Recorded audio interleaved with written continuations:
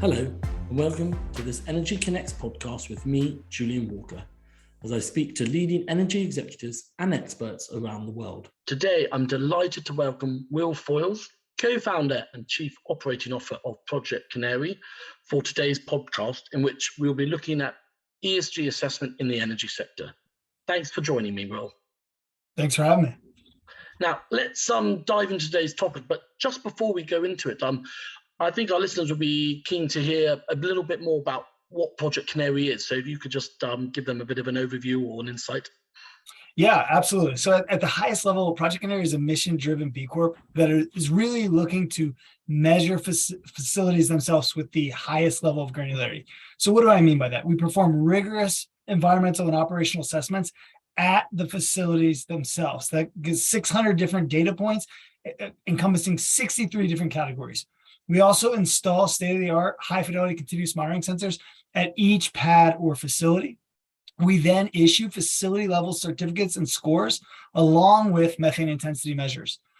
Our program is credible and transparent because we've spent over 3 years building, testing, and refining it with academics, energy experts, B Corp scoring, and the highest environmental standards.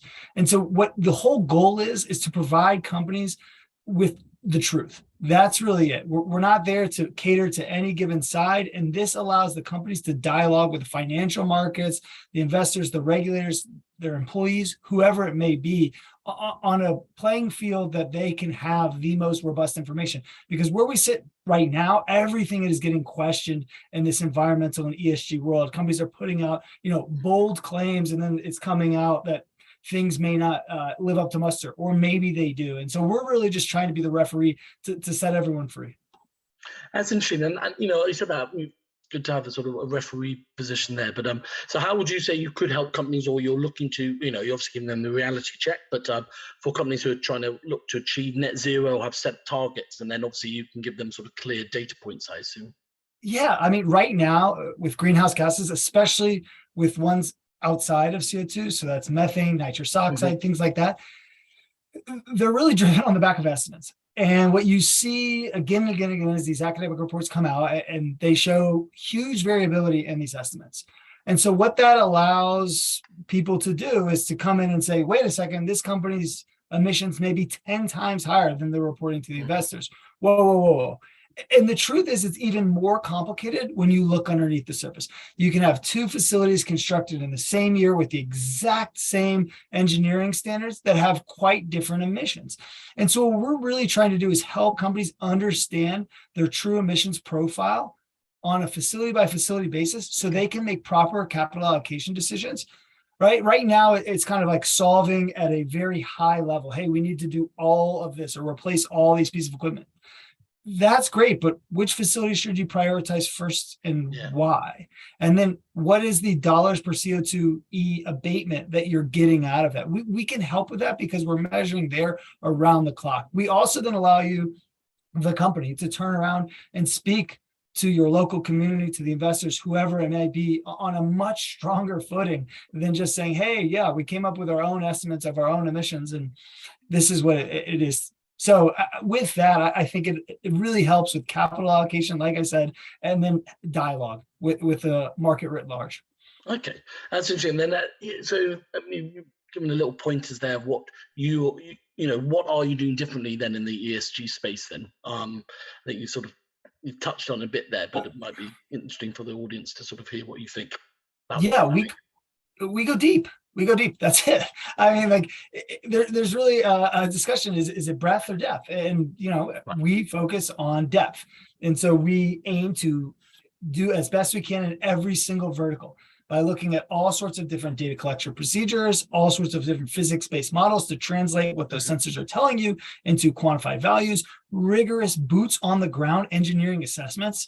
We go deep, deep, deep. And so that is the main differentiator about us. We think it future-proofs the operations of the companies. It aligns with OGMP 2.0, that's oil and gas methane protocol or pledge 2.0. And so what it really is driving for the future that allows people, again, I keep saying this, to stand there on a sound footing. Yeah, I mean, it's obviously clear that the energy landscape is changing fast. And then obviously we're hearing more about ESG. But I think you've just mentioned a sort of project there. I mean, do you see more and more companies are, going to have to cover their bases and have a ground footing in ESG now? Yeah, absolutely. I mean, just as you look at before this, we were talking about how it's 40 degrees C in the UK, right? As the effects of climate change start gathering, more and more and more momentum, harder and harder and harder to go with estimates. And I think that companies that really do lean in, measure, deploy capital, lower their emissions profile, not using offsets, but actually lowering their operational emissions, I think they stand to benefit, not just for public perception, but for return profile, right? They've reduced the potential liability. Right now in the United States, they're debating a methane tax. Man, it's really beneficial for a company to know what that potential tax liability is, where it's coming from, and some cost-effective ways to reduce that potential liability. Yeah, and that's sort of interesting to see what you think they're sort of, the hurdles that, in this changing landscape that energy companies are facing, and then the assessment or the measurement that they need or lack of having at the moment. Where do you see that sort of stands? I mean, I feel a lot of these energy companies, the hurdles are a lot, right? So they're being prodded by investors to return a lot of capital, right? This is an inflationary environment, and energy is a great inflation hedge. Hey, we want to see you focus on free cash flow and return capital to investors either through share buybacks or dividends. So that's one. They're also being prodded to, help transition. How much? What does that mean? They're also being prodded to not lower their return threshold. All of this is taking place in a very erratic environment where, a potential climate bill is alive one day, it's dead the next day, and then, hey, wait a second, it's back alive the next day. And what you come to understand is that makes it difficult to have a consistent message and strategy. Nevertheless, we think that the best place to start by far is to get your hands on the true facts. What are the facts on the ground? And the beauty about what we do, especially as it relates to methane, is it is not subjective. Put differently, we're not trying to debate two different factors, right, that exist in ESG and say which one should we weight higher or lower. At the end of the day, there is a true number of kilograms of methane that came from this facility at this place during this time period. And driving at that helps remove the subjectivity that opens a lot of critique in the ESG world. And that's why we really say we're more about the E than anything else in ESG. Interesting. And then, I mean, with the way the wind's going, or as you said, the climate bill's now maybe back on in the US, but it sounds like you're going to have a busy year ahead. And, once people get to maybe hear or know what you're doing in the energy space, then it could just escalate from there for you. Yeah, I mean, absolutely. I think it'll be interesting because this goes in fits and starts a lot of times, where some of it is counterintuitive. When you would expect sometimes more adoption with higher prices, but at the same time, investors, they really want to invest in these companies for a variety of reasons. And so there's a lot of factors at play. Nevertheless, I think when you see some of the proposed language in this new bill, they're talking about updating what's called subpart W, the regulatory methodology where you estimate emissions. Again, a methodology that it was a good first start, a decade plus ago, but we know we need something more. And they're talking about things moving more towards empirical data, i.e. measuring, i.e. what it is that we do. Again, that's why it's so beneficial for some of these companies to go ahead and start measuring some of this to understand what their risk profile is and some of the best capital allocation decisions that can really get ahead of this, i.e. lower the emissions for the lowest possible amount of money spent. Great. And just before we go, what sort of technology are you sort of using, or software? I mean, are you sort of using quite a proprietary software that you've got, or are you working sort of open source? So on the hardware, we're firm believers that there are a wide variety of tools to generate this information. I think of it as an objective function, right? What are you trying to do? What are your constraints? So if your goal is to have the most accurate methane emissions and I can't pay more than, I'll make up a number, 7 cents per BOE, great. We can find you the best potential solution.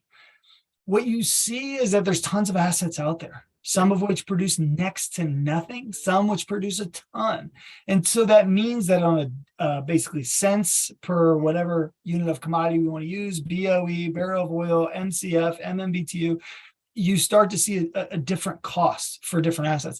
What does that mean? You need a variety of tools to help drive at that. So on the hardware side, We're trying to expand our portfolio. What is our bread and butter? That's the higher end. Those are spectroscopy-based sensors that are very stable, have a linear response.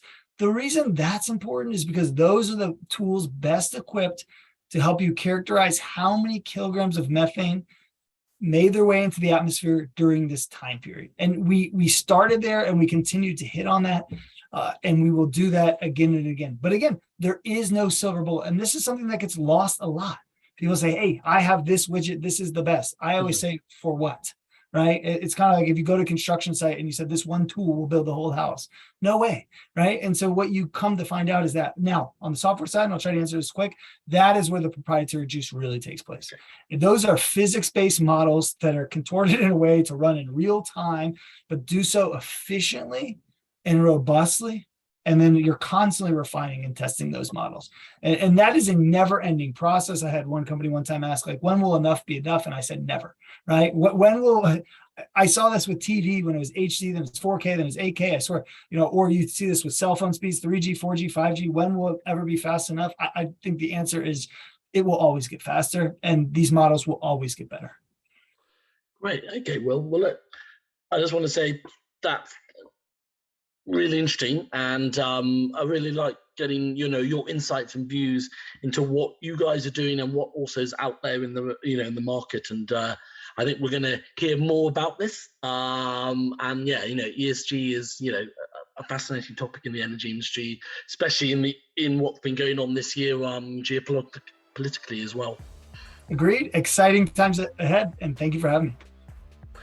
Thanks everyone for listening to this Energy Connects podcast, and I look forward to bringing you more insightful conversations soon.